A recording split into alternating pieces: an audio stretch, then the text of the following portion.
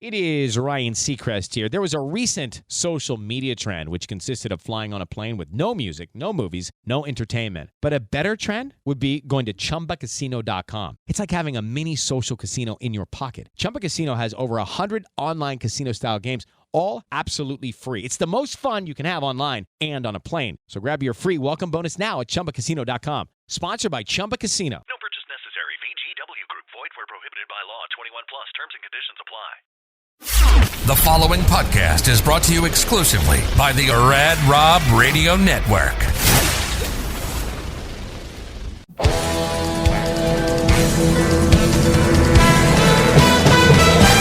Welcome to Straight Up 5 with Johnny Petraglia Jr. This podcast is hard-hitting, in-depth, cutting-edge look into the sport of bowling. You will get unfettered access into the mind of one of the most gifted bowlers of this generation, who just happens to be the son of a living legend. So, without further ado, let's introduce you to the host of the show, Rad Rob, Rob Francois, Dr. Ocho, and the incomparable Johnny Petraglia Jr. Hey guys, welcome back to Straight Up 5. This is episode number 16. I am your host, Rad Rob Francois. Yes, there still is a show. You guys thought it was canceled. Nobody can cancel us. Nobody can cancel us. Yeah, well, what do you gotta do? It's the holidays. Shit's going on. Johnny hurt his foot. He's a traveling whore. What else? Ocho just doesn't like doing anything. But my feet are fine. No, it's good. I'm glad your feet are okay. But we're back. We are back. Hopefully every week now. And we're just not going to explain what happened, so fuck you guys. Go back and listen to the archived ones on Apple and iTunes and all that other stuff. Yeah, good job promoting, buddy. To miss a week. Good job. You hear the golden pipes of the one and only, the resident doctor, Dr. Ocho. What's going on, man? It's been a while since we talked. I mean, it hasn't. It's been a while since we talked here. Here. That's what I meant. I meant here. On the professional show that we do, the somewhat professional show. Yeah, the other show sucks. Completely. Yeah, right. That's true. I mean, I guess it hasn't been a long time since we probably said dick and fart, but it's been a long time since we talked about bowling. So. Yep. I get you. Yep. But I can do both. We're also joined by the one and only JPZ, Johnny Petraglia Jr. What's going on, Junior? What up, gents? It's long time no see. It's great to be back. Literally, yeah. Plus, without your camera working, it really was a long time no see for us. Yep, yeah, that's true. I've definitely got a new magic trick when it comes to the cameras on these laptops. You have like the exorcist of laptops right now. He does. He's really does. in on one laptop, and the other camera on the other laptop works. I don't know if he's got a power cord or a Nintendo Power Pack going on, but something's shady over here. I couldn't agree more, and I wish I knew the answer to actually what's going on. I think maybe it's the way that Rad Rob is sending the link, because it only started working as soon as I connected on the other computer. You're literally in a different time warp, in like Stranger Things or something like that. Like you're He's in the upside down world. Yeah, the upside down world, exactly. Yeah, apparently it's my fault for copying and pasting an email and link. I did it wrong. Who the fuck knew? So, it's a teaching moment, and from now on, I know what to do going forward, and we shouldn't have this problem ever again. Sounds great. What do you want to talk about, Johnny? There's a lot that's happened since we last left. Last time we heard from you, you had to click out early because you were thrown up everywhere and had to, coming out of both ends. Yeah. I had a rough stint there. Between breaking my foot on the end of my bed, legit, idiotic mistake. I don't know if I've talked about this. I know it's been a while, but the upside down outlet in a room, and you plug a lamp into it and it works with the switch on the wall, or do they not do that where you guys are? No, we have electricity here. Yeah. No, out here, they flip the outlets. When you have like 6 or 7 different outlets in a room, they flip the outlet upside down on one of them, and that's the one that connects to a switch on the wall. So the ground is on the top, is what you're saying, basically? Yeah, basically, okay. Yeah. All right. So anyway, I idiotically took my lamp out of that socket and to charge my phone, and I was walking to my closet, and I flipped the switch, and I went, fuck, I knew I forgot to change that last night. I kept walking straight towards my closet, and the center toe on my right foot just went dead east. Like completely east, to a point that when I took my sock off, it was laying on top of my pinky toe. Oh, fuck.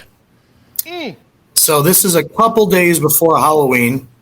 I was walking to my closet to get shoes because I was going to spend the night with a friend of mine over at the M Casino to go play some slot machines. So now I have this toe that's just laying dead east. It hurts like a son of a bitch. It's already swelling in the center of my foot above and below. Oh, that's weird. It hurts like a son of a bitch. It's dislocated, broken, and facing the wrong way, but it hurts like a son of a bitch. Johnny, before you continue, Ocho's onto something, but I mean, Ocho, as the resident doctor, I mean, I have to know, just break that down metaphysically in a doctoral way, like what happened. Metaphysically? Yeah. He's a schmuck. It's fair. No, he broke his. I mean, if it's literally facing he always says east, which means it's facing to the right. I have to figure. So, compass-wise, I guess if he spins around, he is facing west, but it's still facing east in his world. Yeah. No, it's most likely. Well, he's on the left coast, right? It just was a dislocation. It sounds like it must have been a break and a dislocation, though. It must have been. It must have been. And so what I did that night was I just said, fuck it, and I threw on a pair of sandals and with socks on. Wait. So there was you didn't put a toothpick on it or something, a tongue depressor? Right? Like it's some kind of a split. When I tell you, I did nothing. Tape it together, do something. I never taped it. I never iced it. I never did anything. I just told my bowling team, I'm going to be out for a month I saw that. I'm going to let this toe heal the way that I let my ring finger heal when I broke it in 2009. I said, I'm just going to be this one kind of goes, it kind of zigzags. It looks like maybe like the sign for a circle. So now you can't wear a glove or socks now because your fingers are bent the wrong way. What the fuck? Yeah, it's amazing. Of all the heavy weightlifting that I do, the only two injuries I have are walking into something and bowling. So tell me, you didn't go to a doctor at all to have it set or anything? Or nothing. I did legit, Rob. I did absolutely nothing. I just let it heal, and I call that healing. Can we see it? By the way, can we see it? Called setting. I want to see. Well, it's straight. It's straighter now. I want to see it. It's like almost back to normal now. It's like aiming like northeast. Whip it out, Johnny. I want to see it. I'm not gonna take my foot out, man. I want to see it, man. The ligaments were attached, obviously. I'll show you later. It's too annoying to do. Oh, I got shoes and shit on. All right, fucking athletes. I'll send you a picture. How's that? Yeah. But anyway. So as the toe is starting to heal, I get smoked with COVID.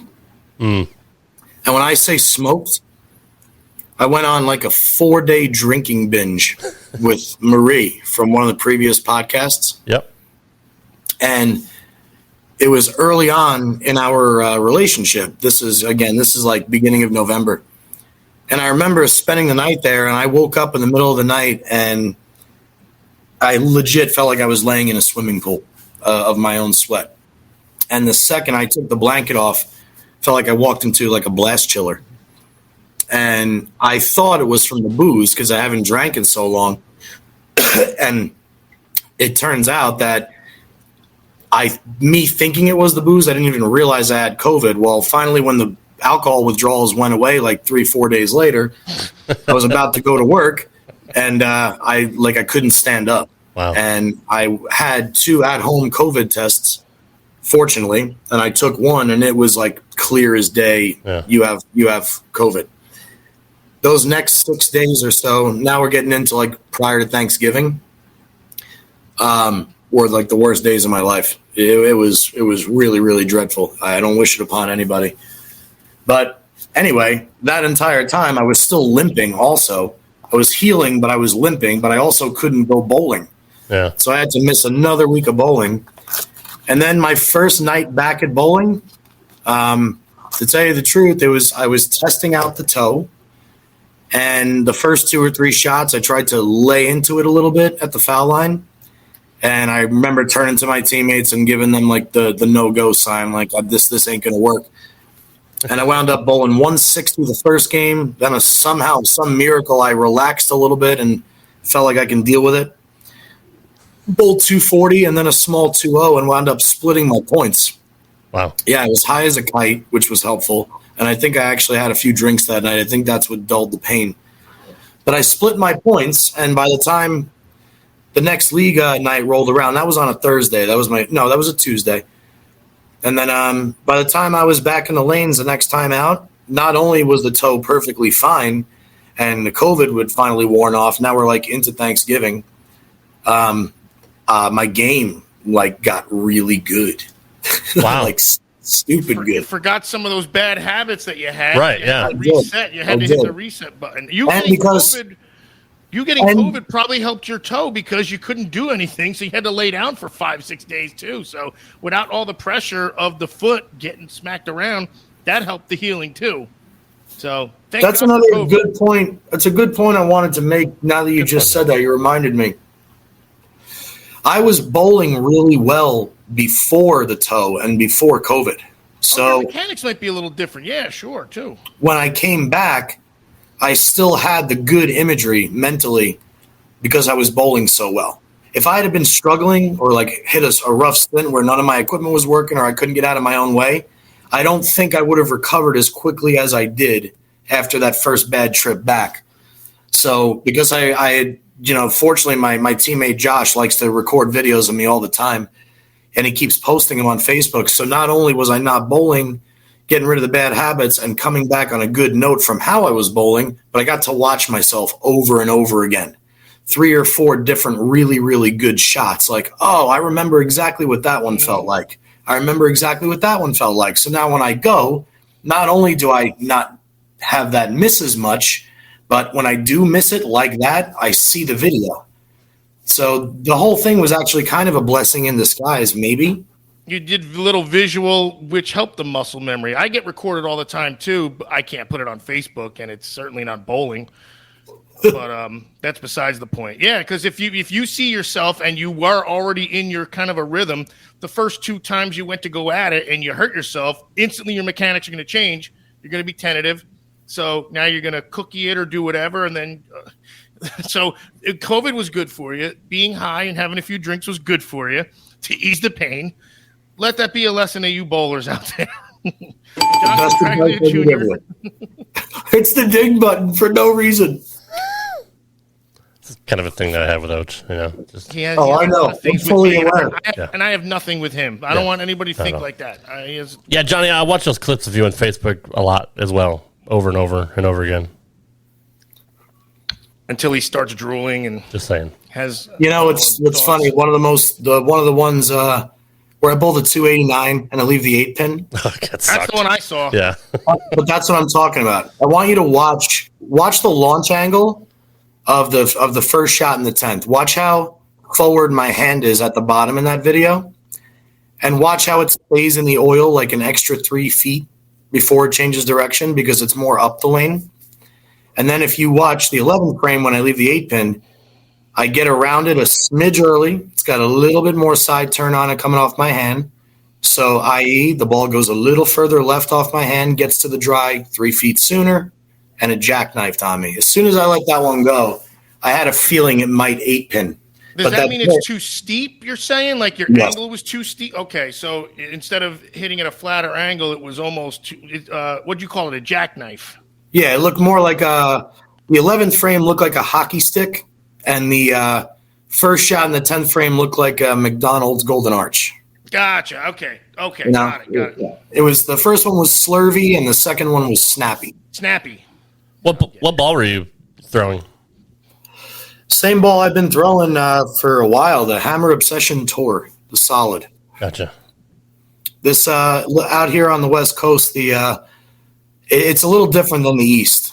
Back East, basically, you always had unlimited free hook outside the first arrow. You could throw the ball to the half board, and it would hit the head pin. Out here, you kind of got to play them a little bit more like the guys on tour. You got to go with tighter angles, straighter through the front. The guys that throw it dead straight out here destroy them. And the guys that know how to play the hold rather than look for the bump really do well out here. And, that's the one main difference I've seen east to west as far as league bowling is concerned. Wow. Bump is the dry and the hold is the oil spot, right? The hang spot, kind of? Yeah, the oil is the hold spot in the center of the lane, and then the dry is the hook spot. You called it a bump before. I'm still trying. I'm doing good, I think. So when you do like when I say bump, imagine throwing a pool ball into the right cushion. It's going to bump up a bit. Takes off, right. Bump up. And so you're explaining that the dry boards, the 2, the 3 board, are the dry, and they flip or bump, like you say. Yes, and they do it way more on the East Coast. On the East Coast, you can throw it a lot harder, and you can open up your angles. You can send it left and right as much as you want. Yeah, if you go a little too slow, actually, on the East Coast, you'll overcook really, and you'll hit way high. Like that's how dry the outside is. So yes, he's not lying. Right. So that's the one thing that's different with bowling out here. So balls for me, like the Obsession Tour, are they're considered high end, but they're still relatively mellow in the way they change direction. You combine that with the asymmetric core, which also slows down the change in direction of the ball as well. It's a very nice combination for me out here. And I've always had success with that kind of a bowling ball out here. Over the years, the Radical Ridiculous Asim, the Endless Nightmare from DV8, there was another one, the Hitman from DV8. I love that ball out here too. Anything like that was just kind of like super strong but super smooth, they've always seemed to work out here. Mr. Ocho, how have you been doing in your league, buddy? I'm great. Everyone else sucks. Okay. I got a couple 7s in the last few weeks. I haven't shot. Not that I should say I haven't shot under a 6, because shooting under a 6 is awful, but I haven't shot under a 610 in a long time. My team sucks, though. We're really bad. Do 6 and 7 know that you're shooting under them and over them? I what? Does 6 and 7 know that you're shooting under them and over them? Oh, Christ. It's an inside joke. Sorry, Johnny. Yeah, see, this is what keeps the viewers or the listeners. This is why the show starts to suck when I start talking. Why? I was actually asking Senior about, because we were bowling. It was cold, and we're bowling by the front door, and he was explaining how hit or miss it is and whatnot with the humidity, the cold, the damp. Is there any issue like that on the West Coast? When it rains, it gets real bad as far as tackiness out here, because it happens so minimally that the lane maintenance crew doesn't really have the tools to take care of it and be ready for it the way they are back home. Almost like a snow plow in Florida. You're not going to have it. You got to wait for the snow to melt pretty much. So okay. Right. And even the bowlers, to no fault of their own, they don't realize that their shoes are wet, because they got like a half-mile walk into the bowling alley. Mm-hmm. So you think the entire time you're walking on carpet, it's going to be dry by the time you get there. And it never really pours out here. It just rains here and there. And even, those people, again, to no fault of their own, they don't take their shoes off in the back of the approach. They take them off in the settee area. God, I hate that. So then you walk back from there, and then you got that on top of it. And then, God forbid, somebody takes out baby powder. Mm-hmm. Oh, boy. And you really don't know what's going to happen. So, but no, for the most part, it's not really an issue out here. Any tournaments coming up that you might be in, or there's a couple tournaments coming out that I'm very interested in going to watch. Again, I haven't been tournament ready in quite some time. I'm strictly a house hack right now. But the RPI, which is the Regional Players Invitational, the practice session is this coming Sunday, and then the event starts on Monday. So Parker Bone III will be out here bowling the RPI, as well as a bunch of other great friends from back home. Nice. Again, the regional. In case anybody doesn't know, the bowling world is broken up into 7 regions across the United States. So the top X amount of guys, based off of points or however it works, are all invited to the Regional Players Invitational, which is contested as one event. And so you'll have bowlers from all over the country here, and the tournament runs for about 3 days.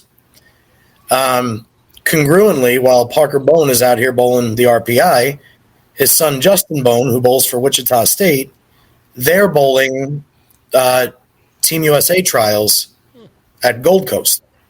And that event runs from, I believe, Sunday through Friday.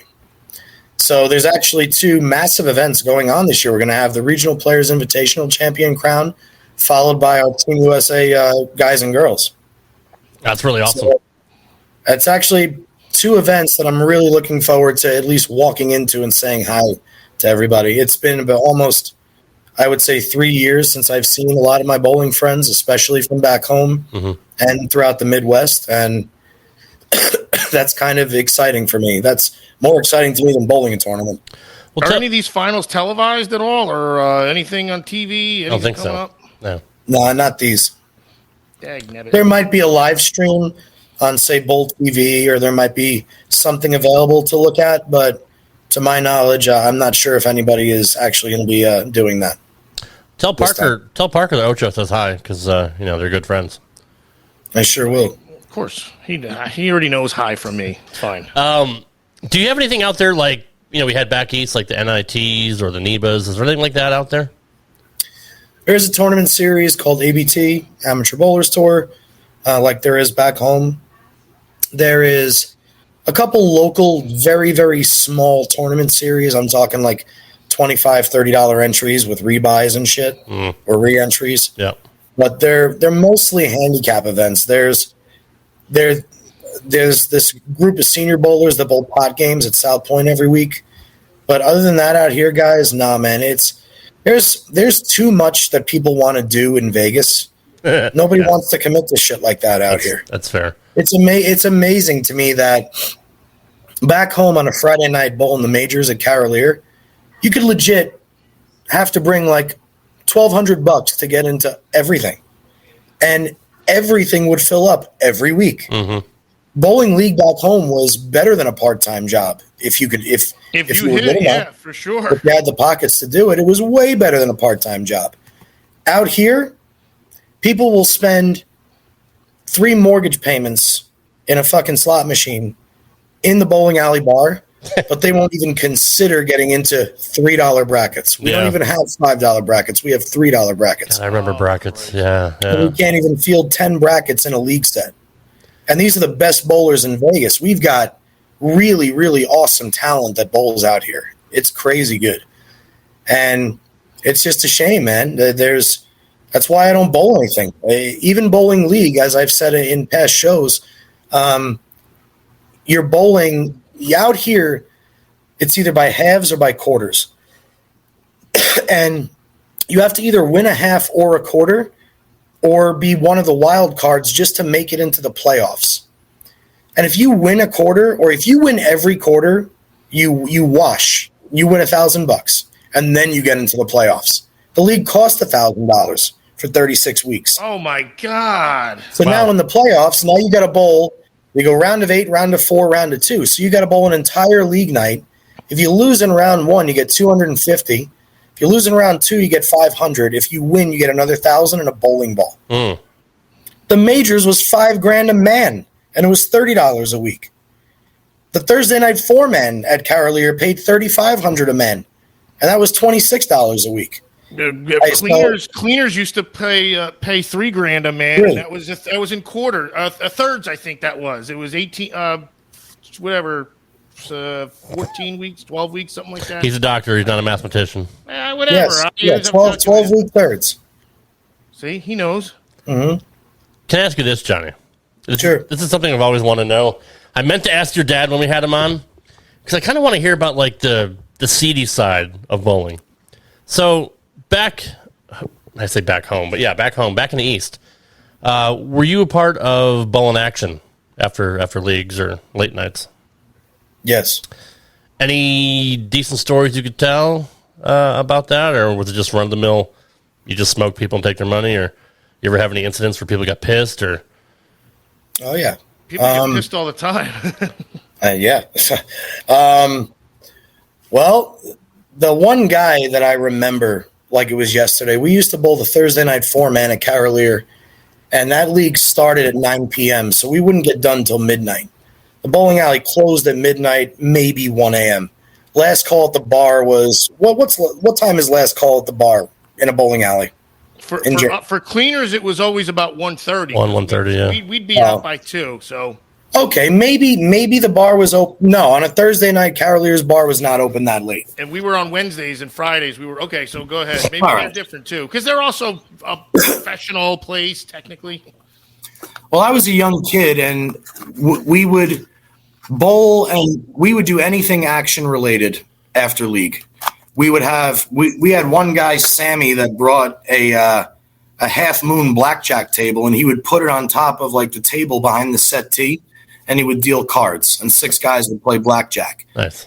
Then there would be 2 175 average bowlers on 49 and 50, and they'd be bowling for 100 a game against each other. Then there'd be 2 assholes that are bowling for 1,000 a game, broomstick bowling on 53 and 4.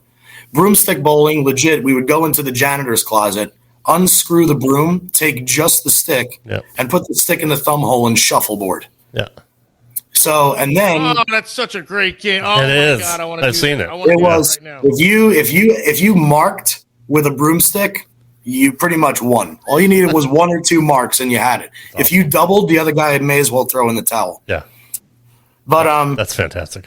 then there were also matches. There were doubles matches. My old college roommate Dave, he used to come down from Yonkers just to bowl action with us on Thursday nights, and we would give a little handout to at that time the GM's name was Larry, and he would let us stay there all night. It didn't matter, whatever time we wanted to leave.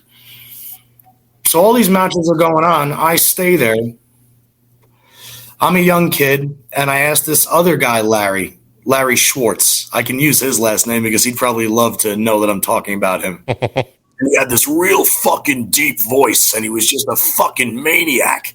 And he was a limo driver that had a shit ton of fucking cash. He was a big gambler. And he says to me one day, he goes, "Come on, bowl somebody. I'll put you up against anybody for any amount." And I said, I actually went to the microphone in the lower half of Carolier, and I said, "If anybody wants to bowl me, I'll be on 61 and 62. And I flipped the switches. And I went down to 61 and 2 with, at that time, a 3-ball roller. That's all I had with me. That's all you really needed 20 years ago. And there was this one guy that bowled. He was maybe 202. We'll say 197 to 202. We called him Moose. His last name was Dawson. Moose Dawson. He's gone now. Rest his soul. At least I think he is. I don't know why. As you're about to trash the guy, probably. If I just said that, and he's not, my God, I'm so sorry. Moose, if you hear the story, chime in. For the benefit of us, good storytelling, he's dead. Larry Schwartz will tell him if anyway.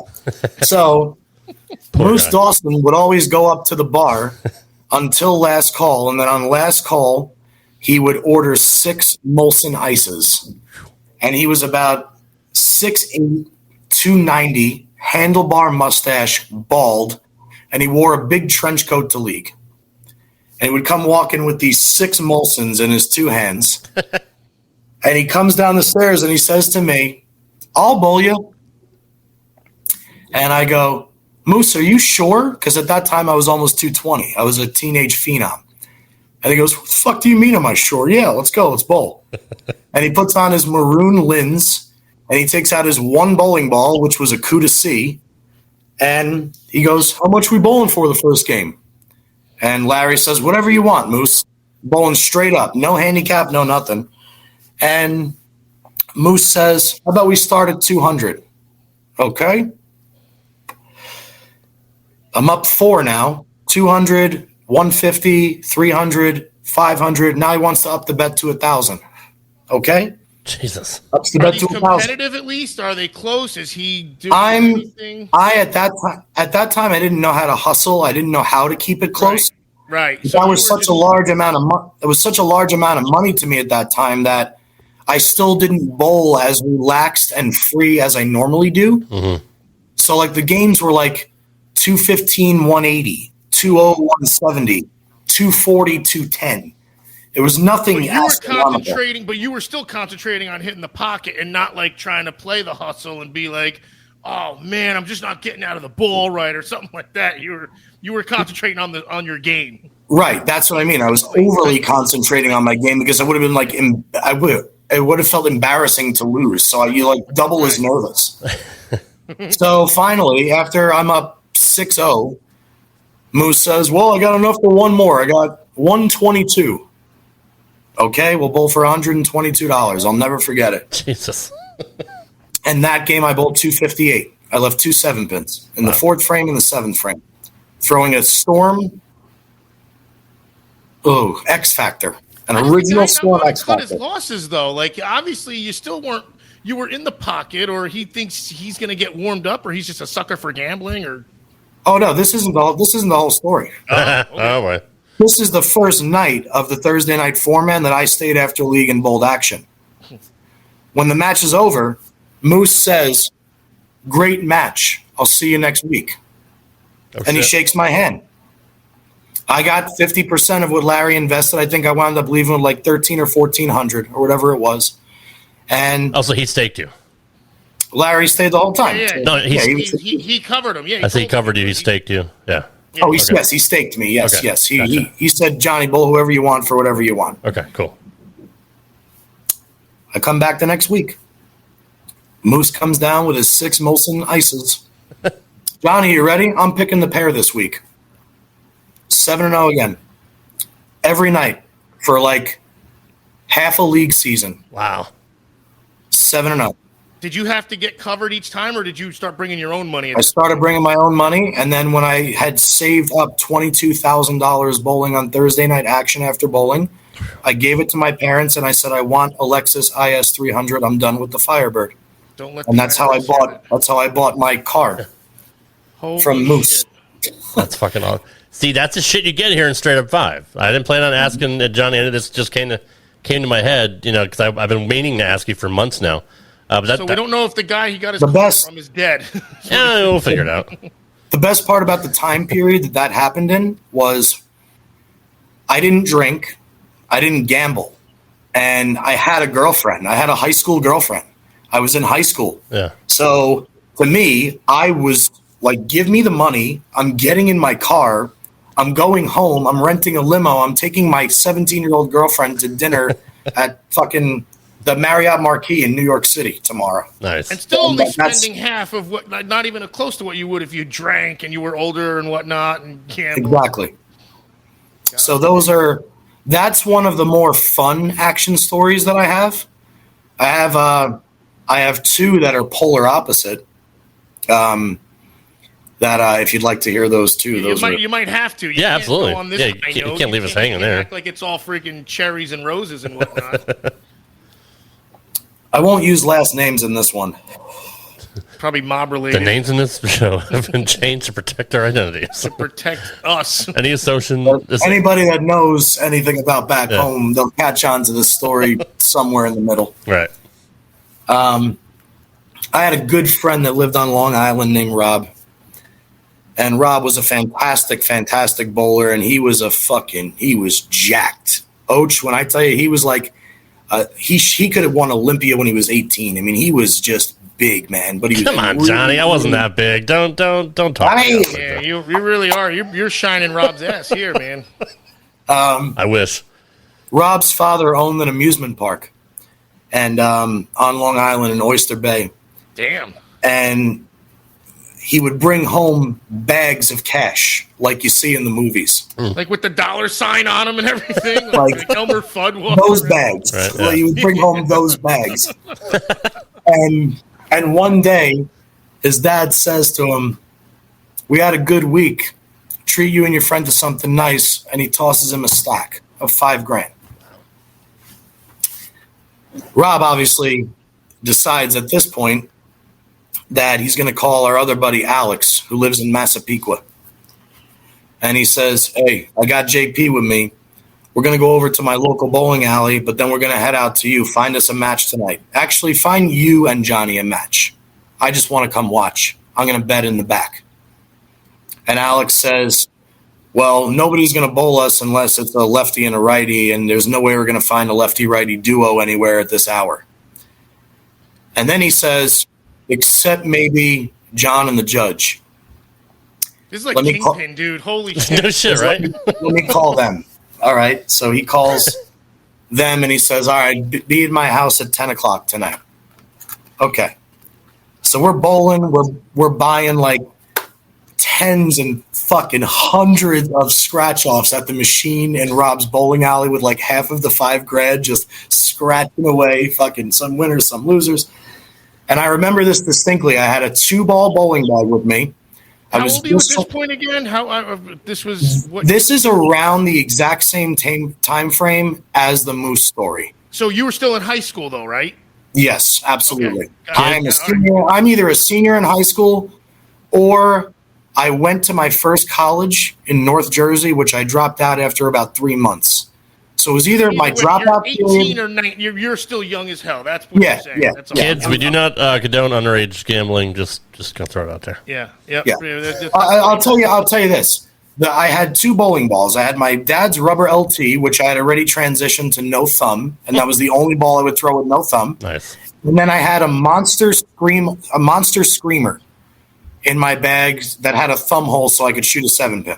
So that monster screamer came out right around 2000, 2001, I think. So yeah, I'm 17. I definitely had a monster smasher that I got for free, and it was about 2000-ish. So if them monsters were them popular, then you got the smasher. I love that ball. That was the blue one, the blue and silver one with the orange letters. Mine was like the teal pearl one with the yellow letters. I shot my first 289 with that ball. Nice. Hooray. Anyways, a little about me. So I only have these 2 bowling balls and this one double tote. And we get to Alex's house. It's 10 o'clock. We're knocking on his door. Lived in a massive, massive, beautiful home. And no one's answering. Finally, Rob rings the bell enough. Alex comes and answers the door. He's still in his pajamas. Rob says, what the fuck have you been doing? He goes, I played poker. He goes, till when? He goes, we started at like 7 p.m. last night, and I got home at like 5 p.m. So he's playing a poker game for about 20 hours, and now I'm going to go bowl doubles with him against these 2 guys I don't know. And he's your age also? He's 2 years older than me, I believe. All right. I believe.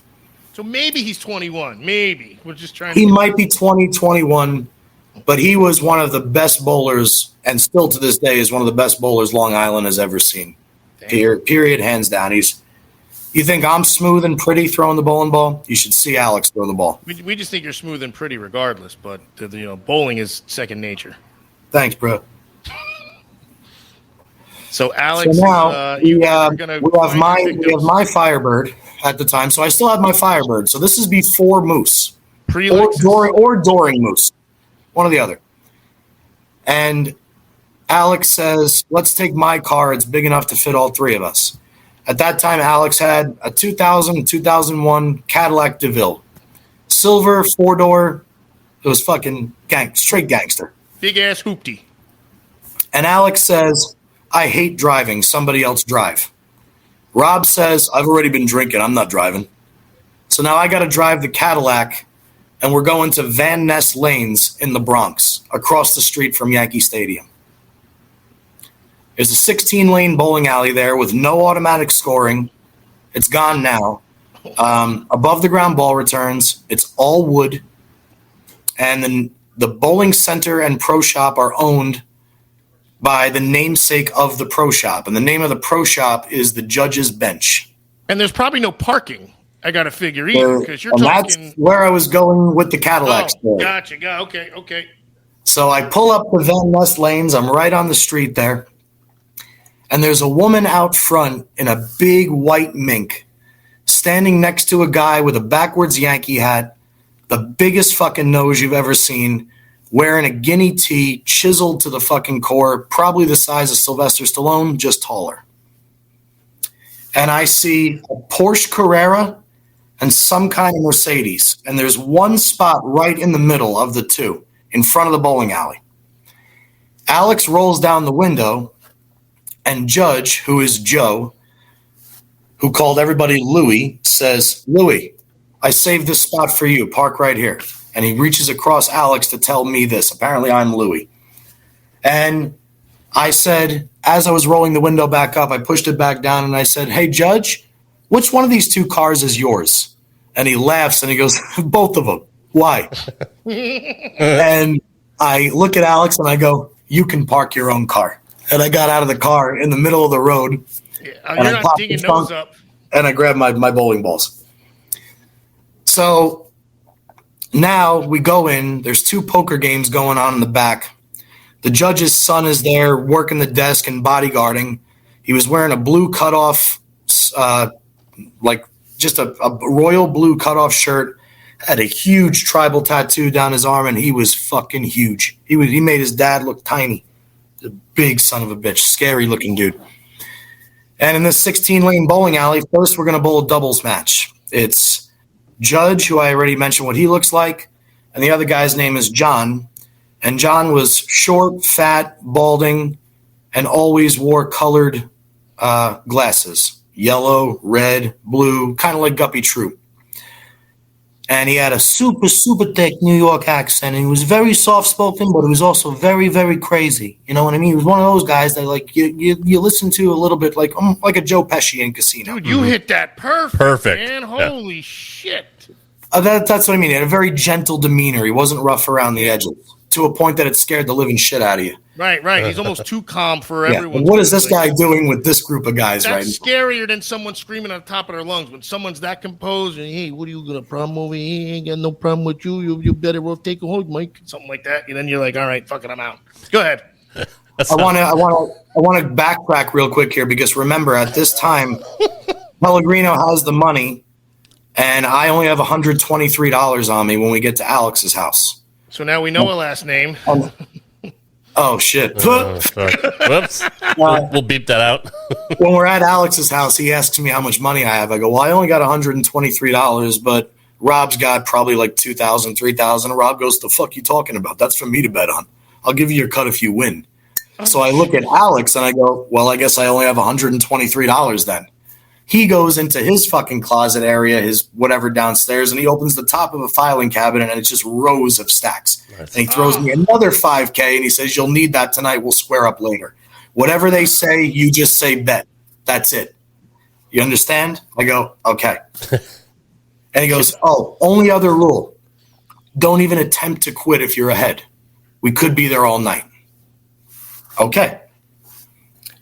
First match. We're bowling doubles. It's me and Alex versus Judge and John.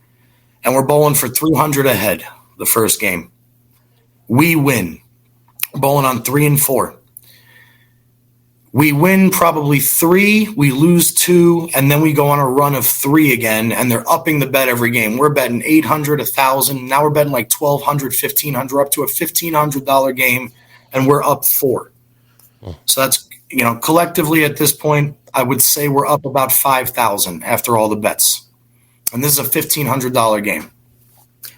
And Alex gets up in the 10th frame and trips the 4 and then sends a messenger to bowl 220, and we win that game by maybe 10 or 12 pins. Ooh. Wow. The judge gets so upset, so pissed off, he screams down to 15 and 16 where the pro shop and the front desk are. And he says, Louie, turn on 15 and 16. I'm bowling junior on the S pattern. Apparently they have their own special pattern in this building. Jesus. And he says, 4 games, junior. 4 games. And, okay, we get 3 practice shots on the S pattern. I took out my rubber LT. You can't fucking stop rubber on the gutter. Nope. It's the easiest fucking pair I've ever bowled on. Oh my god! So you still had the equipment to match up. Yeah. $1,000 the first game. I bowled 289. Wow.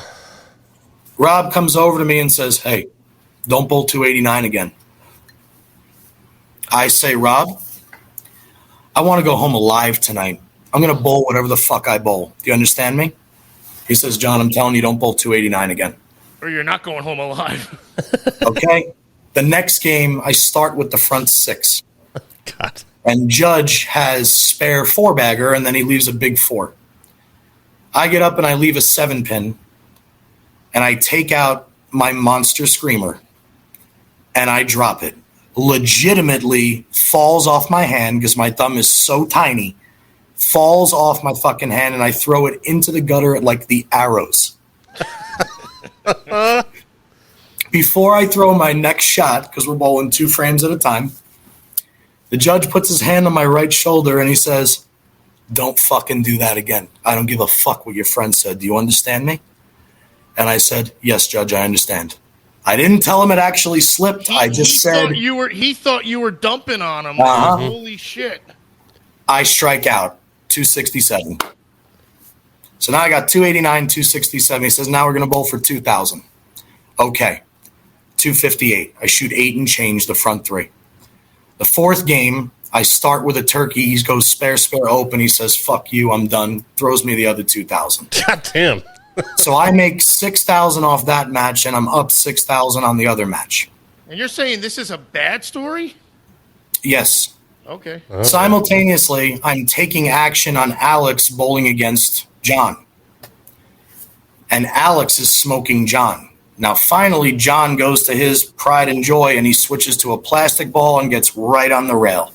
If there was one person in the world that I've ever seen play the rail the way Norm Duke does, other than Eugene McCune, it's this guy, John.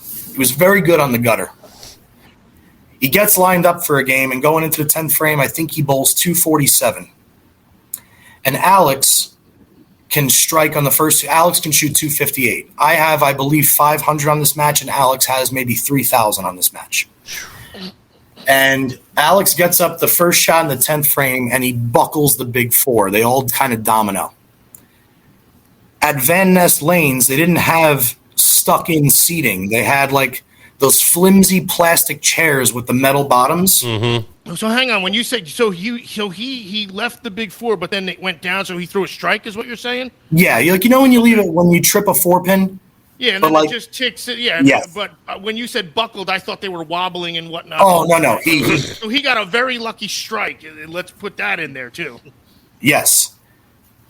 And at that moment, they're on 3 and 4. John gets up and he grabs the chair that he's sitting on, and he fucking wails it at the wall on 1 and 2, which at that time was like that dark brown old school paneling wood crack. Yeah. Oh, shit. And it cracked, so you see like the lighter brown behind it. Oh, God. Now that's cracked. Now he has to sit down in the next chair, and now Alex still has to throw another strike to win this $3,000 match. And you guys want to get out of this place alive, is what you're saying. You should. And Alex is the most calm, collective person you'll ever talk to. And he turns around, and as he's walking real slow back from the foul line, he says, "Did you really just fucking do that?" And John grabs a bevel knife off the table. And he says, "After you throw this shot, no matter what you do, you better not say another fucking word to me. Do you fucking understand me?" Alex gets up, and he absolutely flushes the next shot. And he spins around, and he tomahawk high fives, bangs the sound off the fucking walls, and goes, "Take that, you fucking piece of shit." What? Wow. Right on. So now I'm sitting there, Oh my God. and now John gets up with the knife. And he's coming right at Alex, and Alex stands where this first set of dots is, puts his hands behind his back like he's standing like for the Pledge of Allegiance, and he's just waiting to see what John's going to do. And as John gets about 4 steps from him, the judge comes leaping over the ball return, puts him on the ground, and puts his elbow onto John's throat. Says, "Give me this fucking knife." And he stands him up and says, "Get the fuck out of here." And he throws him somewhere. John respectfully listens and walks towards the pro shop. Judge looks at us and he says, "You wipe this out, guys. Same time next week. Be here. Goodbye." Jesus Christ. To the tune of like 22,000 was the take. Wow. Oh my God. The next week, Oh God. this is almost over, I promise. We go back. I'm the only lefty. Were you guys thinking of no showing, or you were like, no? Oh no, we were going back no matter what. We're better than them. Oh, so you were going to win, not just because of the threat. Okay, all right. Oh no, I was going for both, but like I wanted more money. You know, it's especially when you can guarantee it almost. Yeah. They legit they did the lanes by hand. They made them so impossible on my side of the lane. It was impossible. Yeah. It was impossible to get 6. And Alex says to me at the end of warm-up, he goes, "Just bowl, dude. I already know, and you already know. you got to bowl, okay? And I said, no, Alex, not okay. I'll give it a shot one game, but it's not okay. First game, 1,000 a man. I bowl 142, Alex bowls 209, Judge and Rubio bowl 190, 180, and they win. I just used another last name. Perfect. Oh, shit. Okay. Doing good. Anyway. One of my quarantine lady's last name is that, so now I got to see if she has ties with crazy shit going on here in bowling. Before the second game started, I said, hey, Judge, I'm calling last game. And he says, what? I said, I'm calling last game. I'm following the rules. I'm not ahead. I don't have a look tonight. I'm not giving you back all the money I won from you last week. I'm calling last game. And he says, Junior, if you call last game right now and then actually walk out of here, it'll be the last time you ever walk. And I remember bowling that game. I bowled another 150. And I remember sitting down on the chair, shaking to a point that I can still feel like it was yesterday. Alex over my shoulder saying, JP, I don't know how much I could help you right now, man, but I'm telling you, you shouldn't do this. And I said, Alex, I'm not staying here, bro. And I kicked my shoes off, and I put them in my bag. And I started walking to the door. And fortunately, that night, we drove separately. And I still had my Firebird. And I remember getting to the door and hearing, Louie, 1 minute. And I'm like, I was just waiting the whole time, like for a knife in the back, for a gun, or something. Yeah. And Judge puts his hand on my shoulder, and he takes me out front. And now we're alone, and he says, you're lucky you're Johnny Petraglia's kid. Don't ever come back into my bowling alley ever again. Do you understand? Wow. And I said, you got it. I appreciate it, and thank you. And I left. Told him not to wall you out, the son of a bitch. Yeah. Bullshit. Fucking cocksuckers. Yeah, it was a time in my life that I absolutely missed the living shit out of. Made you feel alive, right? Still, I mean, but still, like, even still, regardless of the you were up 21 grand. Yeah. In 2 weeks. I was. And your buddy probably got killed that night because you had a separate car, so... Nah, no way. Last name this guy was. What the fuck was he thinking when you left? Like, I'm fucked now. No, because he's known these guys forever. He's known them since he was a baby. So they had a little bit of a different relationship. I was just a new kid that came in and actually bankrupted them one night. Like, they had never been bankrupt. Yeah. There have been some epic action matches in that building. Do you guys know what? You know this story, by the way? Extremely well. Okay. All right. Okay. You guys know what a freeze out is? Mm-mm. No. A 5-game freeze out? Mm-mm.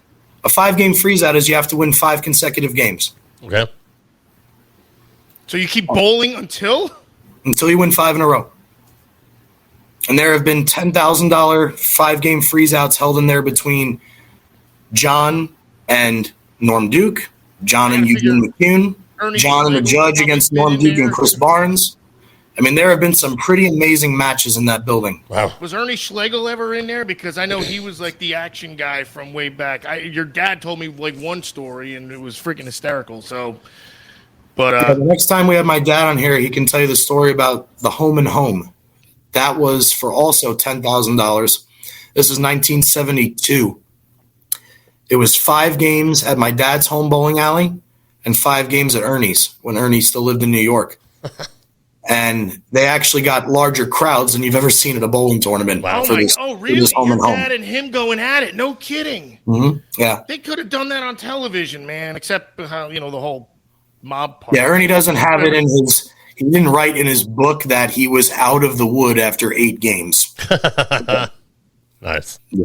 That's okay, though. We'll leave that where it is. Back in the day, I mean, this shit was normal. You know what I mean? Like, just back in the 80s, 90s, early 2000s, it's just, even before that, like Johnny, Johnny's dad and all the guys before them in the 60s and 70s. Attack to get out of throwing his last ball because he was backed by the mob on one side and backed by his buddy on his own side. There's a lot of money after dark, after leagues, that exchange hands. It's crazy. I love hearing those stories. The only time I ever did good was they'd always turn the lights off on Friday nights, and people still wanted a pot ball, and I was like, I'm in, and I don't look at arrows or nothing. And I remember walking away with $1,400 one night, and it was only like 10 of us bowling. So I was like, "Yep, keep lining them up. I'm good." Action was everywhere in bowling. We did, we had tons of action at Bradley Bowl. My stepdad, Glenn Hood, would bowl action. He was a 240 average or whatever. Marcel Assard, Dave Jones, Roger Burrell. I mean, all the local, really, really good players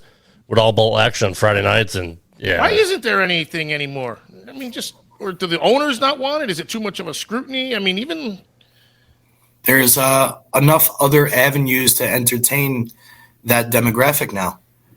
When we were bowling that's action, true. We had nothing else to do. I don't even know if the internet if AOL was out yet, but I went to school, I played fucking baseball, I went to Chili's with my girl, and I went bowling. Yeah, that's what I did back then. That was my life. That's all I wanted to do. And nowadays, not that long ago though. But the internet definitely did, because that was dial up even still in like 00, and there wasn't texting or anything yet. And still going to chat rooms and shit. Mm-hmm. Yeah, right. It's funny. Nobody wanted to bowl Litchie in action because they knew he was just gonna fucking smoke him because he's a machine. And nothing ever got to him ever. Nicest human being to walk this earth. Yep. Never got rattled. Smooth as silk, man. I don't know what. Why do you think he never had a future on tour? I never asked him about it. But because he kicked too much ass in amateur. Yeah, he made a lot of money. Yeah. Oh my God. He won. Jesus, just off the top of my head, I know he won the high roller twice for $200,000. Yep. He won the mini eliminator. He won. Did he win? For those of you who don't know, it's Mike Lichstein. He's a local Connecticut bowler. Yes, if anybody ever wants to see the most interesting bowling form in the history of bowling, for real, just search Michael Lichstein bowling. Yep. His high rollers are on YouTube. I know that. I think the first one he ever bowled, the first one he ever won, he was 18 when he won, I think, 19. Yep. That's on YouTube. It's a great show with him and a very young and skinny Patrick Allen. Oh, really? Yeah, if you ever search, it's the 1992 PBA Beaumont Doubles. Mm-hmm. And, Patrick Allen is super skinny and just hitting the living crap out of the bowling ball. Nothing like he does nowadays. Yeah. And Litchie's game was actually halfway normal looking. He still had the weird step and things like that, but that was actually, I believe, his first PBA telecast. Yeah. His approach changed over the years. Like, he didn't do that weird shit until he got older, right? In his 20s? Yeah, he added like an extra hop and a half as he got older. That used to be cleaner when he was younger. He used to really go haywire. His balance arm is way out wide. And he's under the ball and he hits it. He's a cranker, dude. Really hits it when he lets go of it. Fantastic lefty, telling you. It's almost like everything's exaggerated. It looks like. Yeah, he's really loves fucking metal. Yeah, he's nice as can be. Yeah, I love metal. That's true. He's almost too friendly. Yeah, if it makes sense. Yeah, I told him we were doing a show. He said, he sends his regards. He wishes you good luck. But super, super, super good dude. Just a fucking bowling savant, man. So instead of him being on it, he said, "Here's my regards." He said, "What the fuck, man? Get him on." Mike Lichstein, man. He's a fucking. I'd like to get Litchie on. He's sick. He's a star. Ask him. No, ask him. He probably likes you more than me. I grew up hanging around the bowling alley, Bradley Bowl. But in any event, really, really good dude. But one of the weirdest. You're like Stillwell from League of Their Own, basically, right? Pretty much. Like, you're gonna lose. That's why. Get Stillwell away from there. I don't know what he's doing, but get that kid away from the plate, Stillwell. You're eating all the chocolate, honey. Stop doing that. All right, guys. On that note, that wraps up the show. This one was good. It was good to get back in the saddle and get the mojo back. I kind of like bullshit sessions like this. We'll have to talk about the structure of the show going forward, but I kind of like this. I had no idea we were going to do it this way. I had questions lined up too, man. Did you really? That's unfortunate. Stuff. Well, I mean, you can ask them off air. No, yeah, okay, that's smart. Hey, and if you want to hear what we talked about afterwards, well, you can't. Said it was about bowling. Sign up to our Patreon. Right. Patreon.com/. No, we don't have Patreon. Ocho, Twitter. Go for it. Tell him, Rob. Fuck me. You're never on there, but it's at the DR Ocho. I don't know how many times. It's kind of a running joke that we're going to get Johnny's Twitter started. Nobody's fucking done it yet. So eventually, we'll get Johnny Jr. on Twitter. You could find him on Facebook.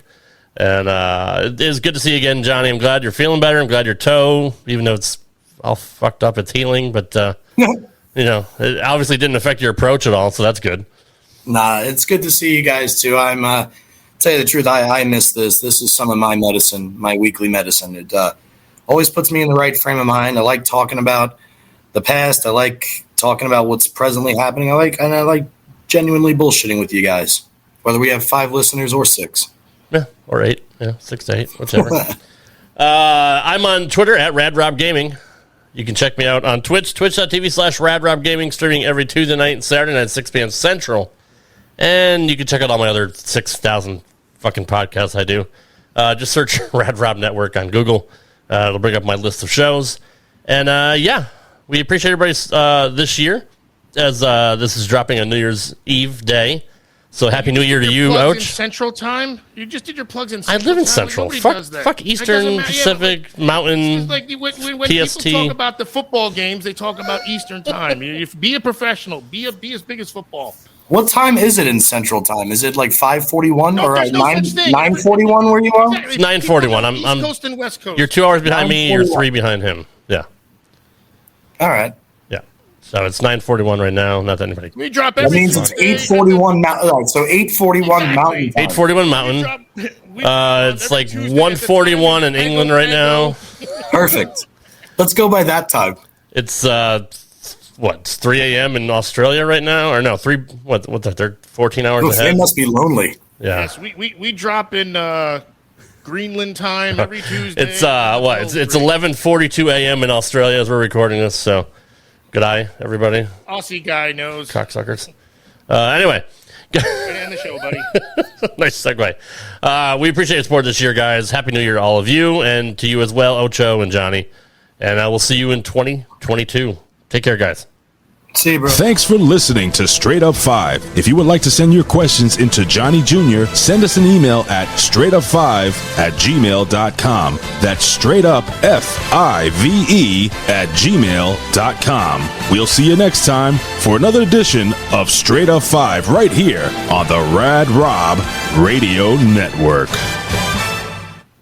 Hey, it's Ryan Seacrest. Life comes at you fast, which is why it's important to find some time to relax. A little you time. Enter Chumba Casino. With no download required, you can jump on anytime, anywhere for the chance to redeem some serious prizes. So treat yourself with Chumba Casino and play over 100 online casino-style games, all for free. Go to ChumbaCasino.com to collect your free welcome bonus. Sponsored by Chumba Casino. No purchase necessary. VGW Group. Void where prohibited by law. 21 plus. Terms and conditions apply.